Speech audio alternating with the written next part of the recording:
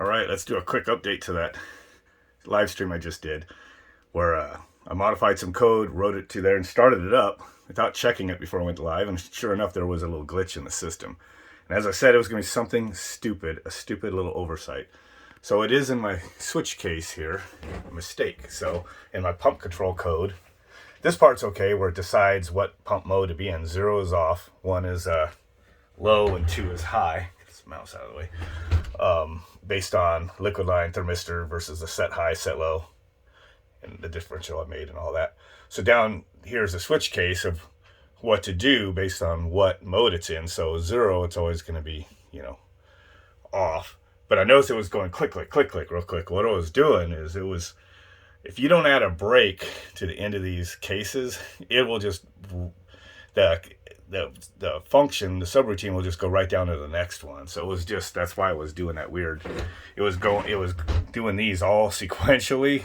It was going to switch case 1 probably when it was in this realm.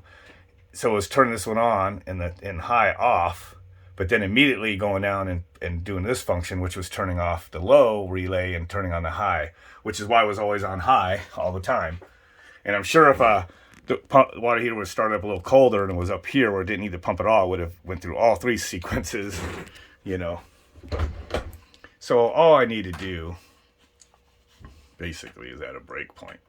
So after these, you put break.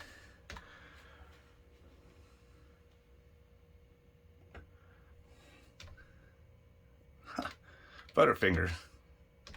Break. And one more break after this one.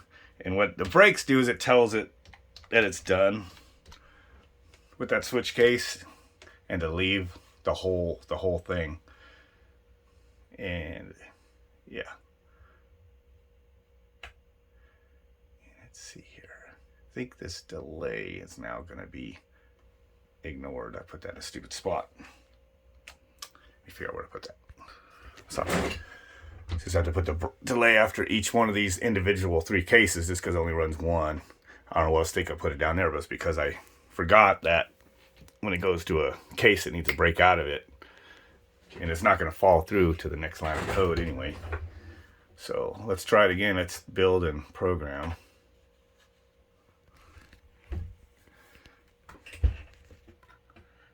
Cross your fingers for no errors. Nope, build successful. So now it should load the programmer.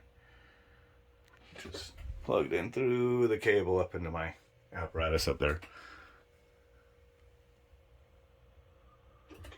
All right, it's done. Plug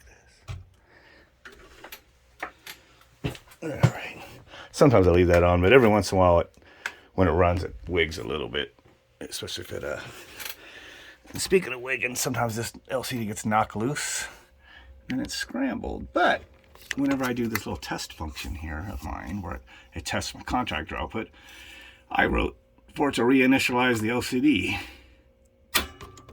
which fixes that after it runs that little subroutine. Now we're back to normal. Processor was still running fine. It was just that once the LCD, if you interrupt your LCD, and it's just kind of plugged in there loose into a socket, if you ever interrupt it and plug it in, everything's just out of sync or whatever. You just get garbage on the screen. So let's turn on thermostat. Should do a startup sequence. Let's see if it's not going to do that relay nonsense. Okay, it's been off a little bit, so the liquid line's all the way down to 80 something out there. So no pump. Pump off to increase heat. So what it's doing is, so refrigerant hot gas is going through the heat exchanger outside, just outside this wall from the compressor, and so my liquid temperature is going to climb, and it's going to hit 101 or so, and it's going to kick on to low. And there it goes, pump on low, which gives it 1 lightning bolt. Should have moved that to the right. So this is on real low now, and it's going to take water from down there through the heat exchanger, push it through, and it's going to be really hot. But of course my water heater is really hot. 131's almost to the normal 135 set point. I just turned it up to force it on. So as that temperature continues to climb, it's going to go to the highest pump speed. And see how my camera is focusing just fine now, where it wouldn't do using the same camera on the same phone doing live stream. It's just weird. For some reason, using the YouTube app and the camera, it must be just using one of the 3 cameras and not switching. It just doesn't seem to have all the camera control, you know, for where it's adjusting the light properly or anything. Like when I just look over this thing, it's like that. See how it's like kind of whitewashed, but that's just because it's using the whole area to adjust the brightness, but that's just a lot more bright. So if you just zoom in on it, that'll adjust, but it wouldn't hardly do that with the live stream. So 105, it's gonna stay there, kind of happy for now, I guess. But once that temperature builds up a little hotter and then the liquid line goes a little higher, it'll start switching to high speed for the pump. But right now it's just happy being on low. But when the water heater gets, you know, partially emptied and it's coldest, so tap water's coming into the very bottom through the dip tube that they call it in the water heaters, it'll be like it's mixing in 50-degree, you know, groundwater. So this would be like 70 or something, you know. It's pretty warm right now because it's pretty full, but when you start using it and it's filling up with, you know, groundwater, or, you know, temperature of the ground, you know, out into the bottom of the tank, then it's sucking that into here. But now that I have this based on liquid line temp, as that cold water starts pumping through and drops my temperature, I just cycle off the pump, and then it'll heat up that water that's in those loops out there and then kick on the pump. And once it gets kind of not so cold, then it kind of does what it's doing now. It just kind of runs between low and high speed. Seems to work. You see, at cold temperatures pretty okay. 47 degrees, 46 now. It'll keep dropping. 47, 46, somewhere in there. Liquid lines right there. So yeah. So now I'm not getting all those clicks at the relays.